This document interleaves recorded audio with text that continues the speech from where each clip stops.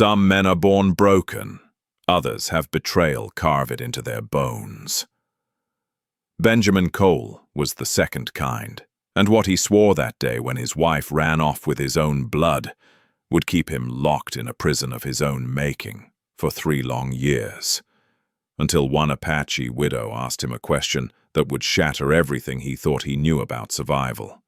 This is the Arizona Territory, 1882, a land where the sun doesn't forgive, and neither do the men who ride through it. Where trust is a luxury most can't afford and loneliness is the only companion that never leaves. This is a story about a man who chose death over living, until a woman showed him the difference. Drop a comment right now and tell me where you're watching from, because what happens next is going to make you question everything you thought you knew about second chances. Benjamin Cole used to be somebody, had a wife named Sarah, had a homestead, had a brother named Thomas who'd sit at his table every Sunday and call him family. Then one morning, Benjamin came home early from a cattle drive and found Thomas's hat on his bedroom floor, the bed still warm, Sarah's note on the kitchen table with 8 words that ended his world. "I'm sorry. We're taking the money. Goodbye." They cleaned out his savings, took his horse, and left him standing in an empty house that still smelled like her lavender soap. He was 26 years old, and something inside him died that day that he swore would never breathe again. 3 years later, Benjamin's a ghost on horseback, rides the freight routes between settlements, delivering supplies to outposts and way stations scattered across the unforgiving Arizona dust. He talks to no one unless copper or silver demands it, sleeps under stars that don't ask questions. The other haulers know his story in whispers, the way men share legends about the walking dead. They've learned not to offer friendship. Benjamin Cole doesn't want it, doesn't need it, doesn't believe in it anymore. But fate has a cruel sense of humor, and it's about to introduce Benjamin to the one person who will make him regret every wall he's built. It's a Tuesday in late September when Benjamin arrives at the Cottonwood Creek Way Station, 40 miles from anywhere that matters. The station's run by an old Apache man named Dakota. Been there for decades, one of the few native traders the white settlers trust. Benjamin's been delivering here for 2 years, barely exchanges 10 words per visit. But this time something's different. The station's quieter, heavier. He dismounts, starts unloading crates of flour and coffee, and that's when he sees her. A woman steps out onto the porch. Apache, late 20s, hair black as a raven's wing, pulled back from a face that's beautiful in the way the desert is beautiful. All sharp lines and quiet strength, but it's her eyes that stop him. They carry the kind of exhaustion that comes from watching someone you love slip away one breath at a time. She nods to him, professional, distant. "You're early this month." Her voice is steady, but there's gravel underneath it. Sleepless nights and worry. Benjamin grunts acknowledgement, keeps unloading. He doesn't ask questions, doesn't want to know. But she speaks anyway. Not because she needs him to care, but because the silence of that station is probably crushing her. "My father's dying, inside. I'm Ayanna." She says it like a fact. No plea for sympathy, no invitation for condolence, just information. Benjamin freezes mid-lift, a sack of grain in his hands. For a split second, he almost says something human. Almost. Instead, he nods once and finishes unloading in silence. She offers him coffee. Hot meal, standard hospitality. He declines. He always declines. But as he's mounting his horse to leave, he glances through the station's window and sees something that stops him cold. The old man, Dakota, lying in a bed near the hearth, and Ayanna sitting beside him, holding his weathered hand in both of hers, singing something low and haunting in Apache. The old man's eyes are closed, but there's peace on his face. And the devotion, in that moment, the pure unguarded love, hits Benjamin like a fist to the chest. He rides away, fast, doesn't look back. But that image follows him into the night, like a ghost. 2 weeks later, Benjamin returns. Same route, same station, but Dakota's worse now. Benjamin can hear the rattle in the old man's breathing from outside. Ayanna's moving like a woman running on fumes and willpower. She's kept the station operating, kept her father comfortable, kept herself standing through what has to be unbearable weight. Benjamin unloads faster this time, wants to leave before that feeling comes back. But as he's tying down the empty wagon, Ayanna steps outside and does something unexpected. She asks for help. "Could you help me move him? Just for a moment, outside." Her voice cracks just slightly on the last word. Benjamin wants to refuse, should refuse, but he looks at her face. At the desperate hope there, and something in him that he thought was dead twitches with painful life. He follows her inside. Together they carry Dakota outside, chair and all, setting him where he can see the sunset bleeding across the western sky. The old man's eyes flutter open, and he smiles. Actually smiles, like that view is worth every labored breath. Ayanna kneels beside him, holding his hand, whispering to him in Apache. Benjamin stands awkwardly to the side, feeling like an intruder in something sacred. And then, an hour later, as the last light fades, Dakota takes one final breath and simply stops. No drama, no struggle, just peace. Benjamin helps dig the grave, doesn't speak, doesn't know what to say. Ayanna thanks him when it's done, her voice hollow with fresh grief. He prepares to leave, to get back to his safe, solitary darkness. But as he's checking his saddle, Ayanna walks over, her silhouette framed against the dying light. She looks at him with eyes that seem to see straight through every defense he's ever built. And then she asks the question that will haunt him for weeks. If you had one day left with someone you loved, would you waste it on fear? She doesn't wait for an answer, doesn't explain what she means. Just turns and walks back toward the station, leaving Benjamin standing there, her words echoing in the sudden, terrible silence. He mounts his horse, rides into the darkness. But that question follows him like wildfire, burning through every justification, every wall, every oath he's made to never trust again. Because somewhere deep in his chest, in that place he thought had died 3 years ago, Benjamin Cole feels something terrifying. He feels the faint, agonizing stirring of something that might be hope, and he has no idea what to do with it. So here's my question for you. If someone asked you that right now, if you had one day left with someone you loved, would you waste it on fear? Drop your answer in the comments. Because Benjamin's about to learn that some questions don't let you run, and what happens next is going to tear him apart. Benjamin rides through the night like a man running from demons. But here's the thing about demons. They don't stay behind you. They climb into your saddle, whisper in your ear, nest in your chest, where your heartbeat used to live. And Ayanna's question, they've become Benjamin's new haunting. Every mile he puts between himself and that station, the question gets louder. If you had one day left with someone you loved, would you waste it on fear? And suddenly, Benjamin's thinking about things he's spent 3 years trying to forget. He's thinking about the past years with Sarah, how he felt the distance growing between them, but said nothing. How Thomas would visit and Sarah's laugh would get brighter, and Benjamin would feel that cold shadow of knowing, but chose silence over confrontation because he was afraid. Afraid of the answer, afraid of the fight, afraid of losing what he'd already lost without realizing it. He wasted months on fear, and when the truth finally came, it came with a note on a kitchen table and an empty house that echoed with his own cowardice. The question won't let him sleep, won't let him breathe. Because for 3 years, Benjamin's told himself he's been surviving. But Ayanna's question is forcing him to see the truth. He hasn't been surviving. He's been dying slowly, one careful, guarded day at a time.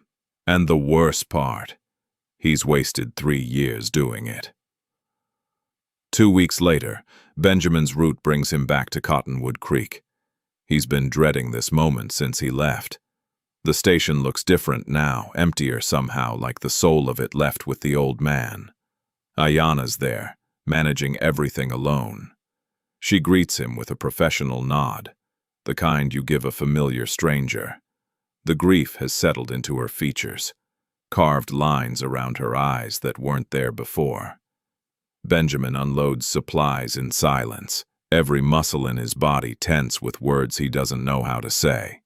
But this time, when she offers coffee, something breaks in him. He accepts. They sit on the porch.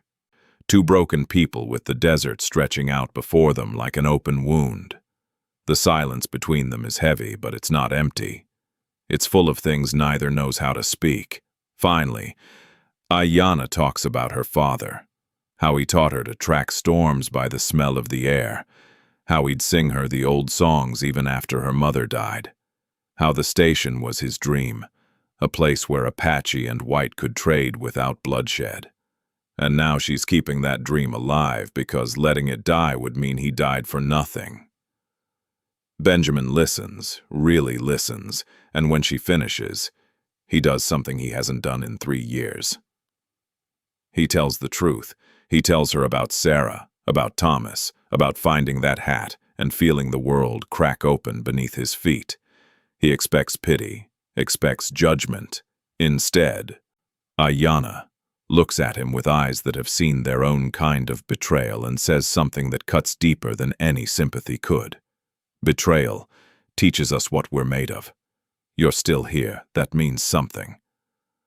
Benjamin rides away that day feeling lighter and more terrified than he has in years. Because that moment on the porch wasn't just conversation. It was connection. And connection is the one thing he swore he'd never allow again. But the thing about swearing something is this: the universe loves testing oaths. Benjamin's next delivery comes 2 weeks later, then another, and somewhere between September and November, something shifts. He starts arriving earlier, staying later. The conversations grow longer, easier. Ayanna teaches him an Apache phrase, "Shik is, my friend," and the way she says it makes his chest ache with something he's afraid to name. He brings her small things from other settlements: a bolt of blue cloth, fresh coffee beans, a book of poetry he found in a trading post. She accepts them with quiet gratitude, her eyes holding his just a second longer each time. One evening, under a sky so full of stars it looks like someone spilled diamonds across black velvet, Ayanna asks him what he's really afraid of. And Benjamin, this man who's spent 3 years building walls so high nothing could reach him, tells the truth. Being a fool twice. She nods slowly, like she expected that answer. Fear keeps us safe, but it also keeps us small. That night, as Benjamin rides back under those same stars, he realizes something that terrifies him, more than betrayal ever did. He's falling for her. Not the careful, measured interest of a man testing waters, but the deep, drowning kind of falling that ends with either salvation or destruction, and you don't get to choose which. The realization sends him into a panic that lasts for weeks. He starts taking longer routes, delaying deliveries, inventing excuses to avoid Cottonwood Creek. He tells himself it's self-preservation, that he's being smart, that he's learned from his mistakes. But the emptiness that comes roaring back is worse than anything Sarah ever did to him. Because now he knows what he's missing. Now he's tasted connection again, and its absence feels like starvation. During a cold night in December, alone by a dying fire, Benjamin admits the truth he's been running from. He doesn't want to spend the rest of his life afraid. He doesn't want to die, having never risked his heart again. He doesn't want to be the man who wasted his years on fear. So he makes a decision that scares him more than anything he's ever done. He's going to tell Ayanna how he feels. He rehearses the words for 3 days straight, practices them to his horses, to the empty sky, to his reflection in stream water. By the time he reaches Cottonwood Creek, his heart's hammering so hard he can barely hear his own thoughts. But he's going to do it. He's going to tell her. He's going to choose courage over fear, even if it destroys him. And that's when he sees the other horse tied outside the station. It's a beautiful animal. Expensive saddle. The kind of horse a wealthy man rides. Benjamin's stomach drops. He approaches slowly, every instinct screaming at him to turn around, to run, to protect himself. But he keeps walking, and when he reaches the door, he hears voices inside, a man's voice, smooth and confident. "You can't run this place alone, Ayanna. It's not safe. It's not proper." Benjamin recognizes him immediately. Garrett Mitchell owns a ranch 20 miles south, rich, connected, handsome in the way men with money and power tend to be. Everything Benjamin isn't. "I appreciate your concern, Garrett, but I'm managing fine." Ayanna's voice is polite but firm. "Are you, though?" Garrett's tone shifts, becomes more insistent. "This station's worth something. I'm offering you a fair price. More than fair. You could move to town, live like a proper woman instead of out here in the dust. My father built this station. I'm not selling it. Your father's gone, Ayanna." The words are cruel, even if they're true. You need someone to take care of you. Someone who can provide, protect. There's a pause that makes Benjamin's blood turn to ice. And then Garrett says the words that shatter everything. "Marry me.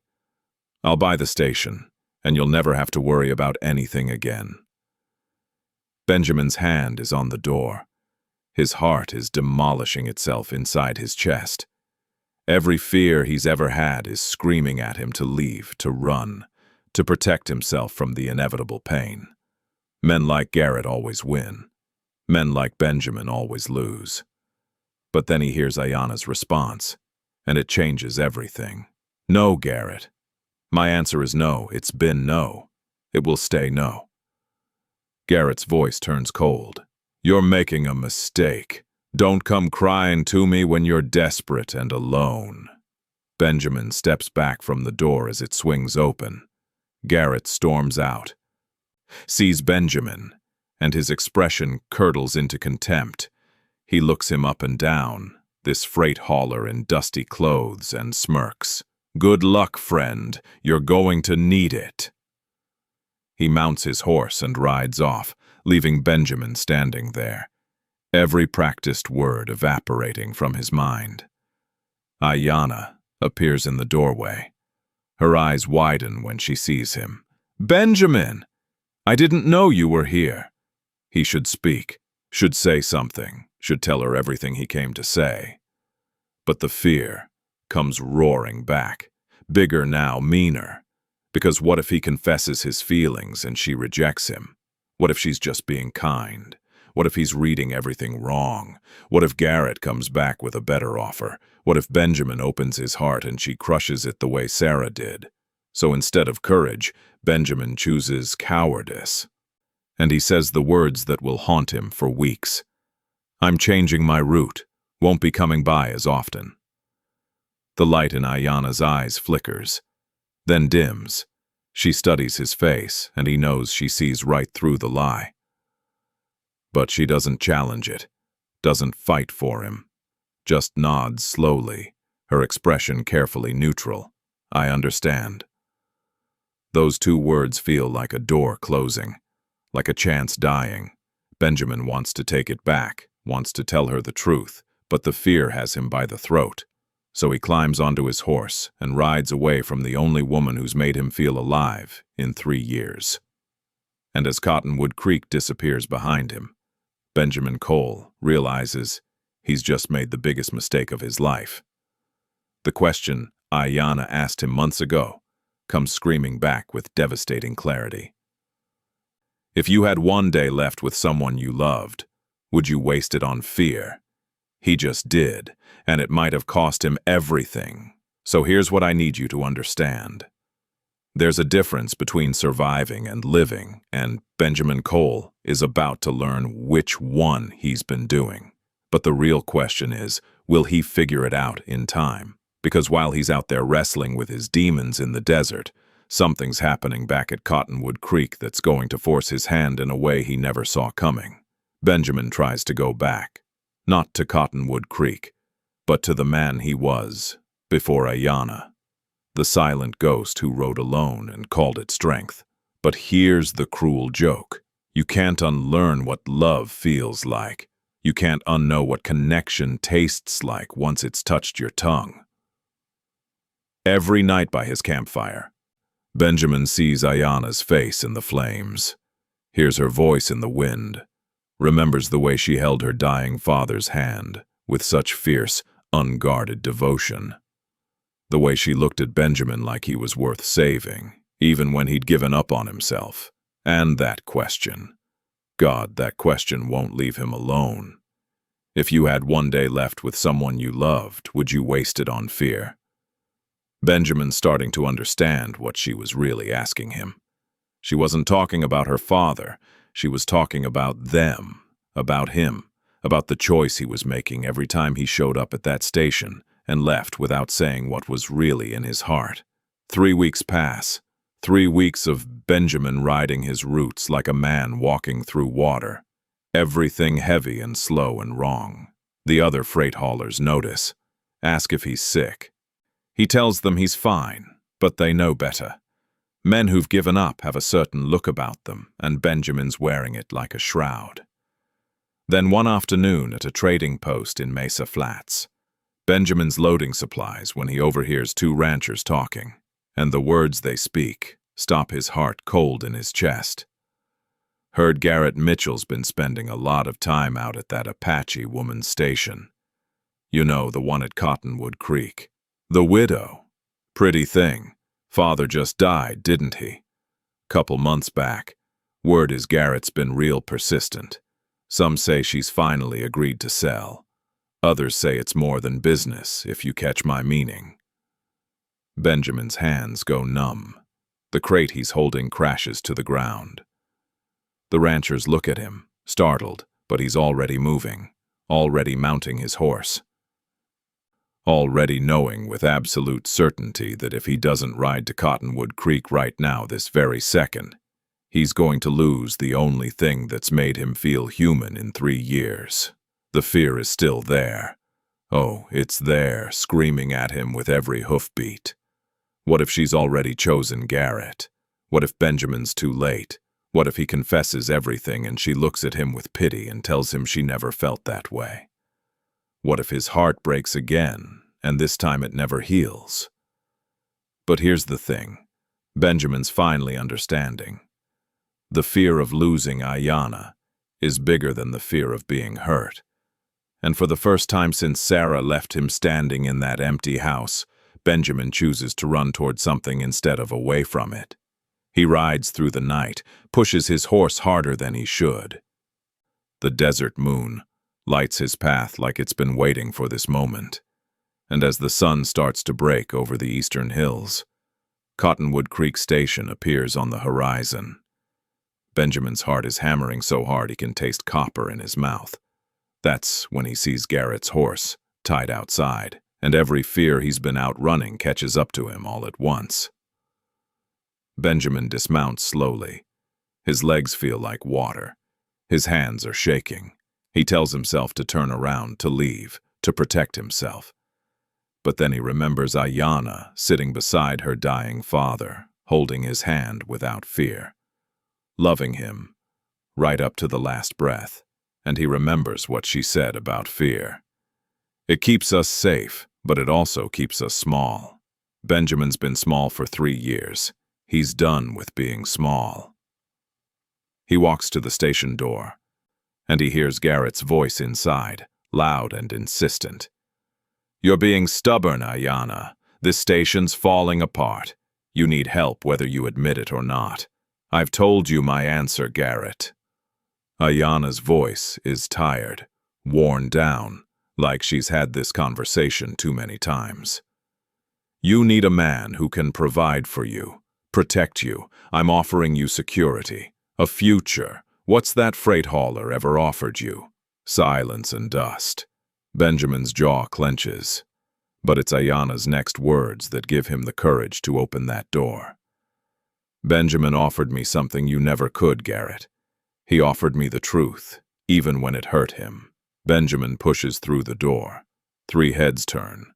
Garrett's expression twists into contempt. Ayana's eyes widen with something that might be hope. Benjamin looks at Garrett and says, with a calm he doesn't feel, "She asked you to leave." Garrett stands, every inch of him radiating privilege and barely controlled anger. "And who are you to tell me anything?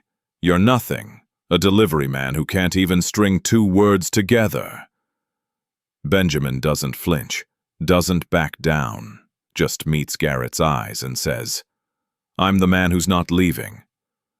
The tension in that room could light a fire. Garrett's hand moves toward his belt, and for a second Benjamin thinks they're about to find out if words are enough. But something in Benjamin's face, some quiet, unshakable resolve, makes Garrett reconsider. He's used to men backing down. Benjamin's not backing down. Garrett turns to Ayana, his voice dripping with venom. "You're making a mistake. This man's broken. He'll disappoint you just like he disappointed his wife. Don't come crying to me when he leaves you the way he left her." The words are designed to wound, to plant doubt. But Ayana stands, draws herself to full height, and speaks with a steel in her voice that makes Benjamin's chest tighten with something fierce and proud. "My father taught me that a man's past doesn't define his future. His choices do. Now leave my station, Garrett. You're not welcome here." Garrett stares at her for a long moment. Then he looks at Benjamin with pure disgust. "You deserve each other!"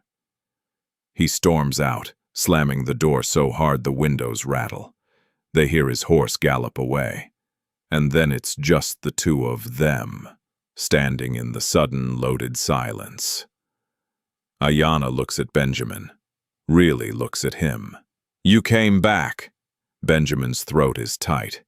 Every word he practiced has evaporated. So he just tells her the truth, raw and unpolished and real. "I've been a coward, Ayana. I let fear steal 3 years of my life. I came here to tell you that I don't want to give it another day." He takes a step closer. His voice cracks, but he keeps going. "You asked me if I'd waste my last day on fear. I would have. Before I knew you, I would have. But you showed me something I'd forgotten. That love isn't about being unafraid. It's about choosing someone even when you are." Ayana's eyes glisten. Her hand moves to her mouth. Benjamin keeps talking, because if he stops now, he'll lose his nerve. "I'm scared, Ayana. I'm terrified. Terrified you'll say no. Terrified you'll say yes, and then realize I'm not worth it. Terrified I'll wake up one day and find out this was all some dream and I'm still that broken man riding alone through the desert. But I'm more terrified of not trying, of spending the rest of my life wondering what would have happened if I'd just been brave enough to tell you the truth." He's standing right in front of her now, close enough to see the tears building in her eyes, close enough to feel the warmth radiating from her skin. "So here's my truth, Ayana. I'm choosing you, not because I'm not scared, but because you're worth being scared for. Because when I'm with you, I remember what it feels like to be alive, and I don't want to go back to just surviving, not when living is standing right in front of me." The silence that follows is the longest of Benjamin's life. Ayana's looking at him like she's seeing straight into his soul, weighing every word, measuring every truth. And then slowly, her hand reaches up and touches his face, her palm against his cheek, warm and solid and real. "I asked you that question," she whispers, "because I was asking myself the same thing. I've been afraid too, Benjamin. Afraid to feel this. Afraid to want this. I lost my husband. I lost my father. I know what it costs to love someone and lose them. Her voice breaks. But you taught me something too. You taught me that walls don't protect us. They just make us prisoners. And I don't want to be a prisoner anymore. She steps closer. So close Benjamin can count her eyelashes.